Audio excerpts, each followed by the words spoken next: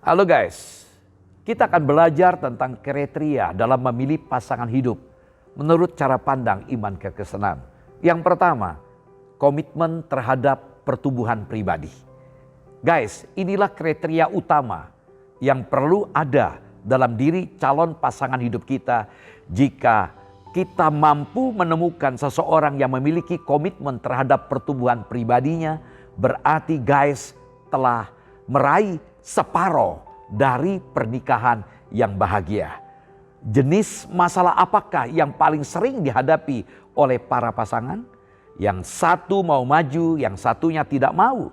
Yang satu coba membahas persoalan yang dihadapinya, yang satunya menolak. Yang satu melihat celah yang memerlukan perbaikan, tapi yang satunya menyangkal.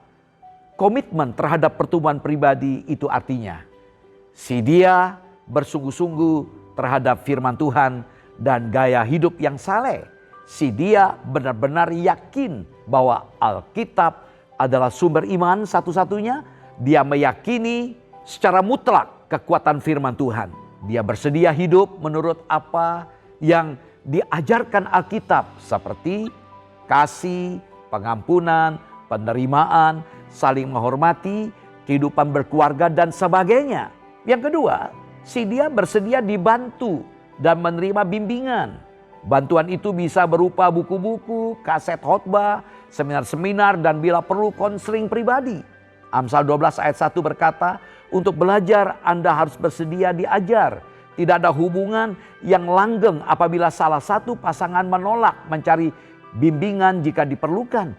Kriteria ini harus Anda guys temukan sedini mungkin dalam diri si dia. Sebab dengan berjalannya waktu guys akan menghadapi krisis dalam pernikahan. Dan ketika guys sadar bahwa si dia ternyata tidak percaya terhadap konseling atau malas untuk belajar dari buku tentang bagaimana agar hubungan kalian menjadi manis kembali, maka hal itu sudah terlambat.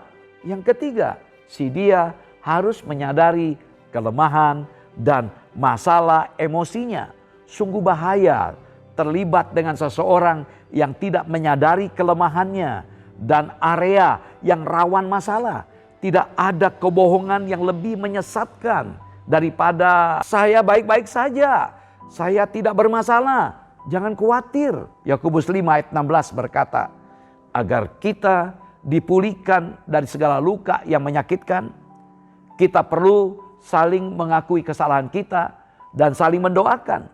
Keangkuhan dan keras kepala adalah jalan pintas menuju perpecahan.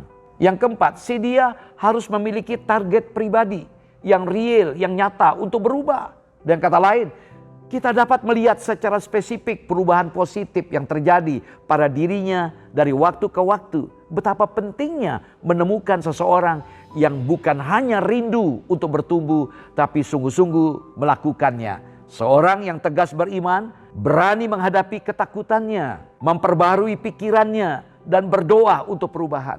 Ia tidak perlu didorong-dorong untuk bertumbuh, karena ia sendiri menginginkannya. Banyak sekali orang yang sekedar basa-basi, bilang mau berubah, tapi ketika diperhadapkan kepada situasi yang sesungguhnya, ia menghindar.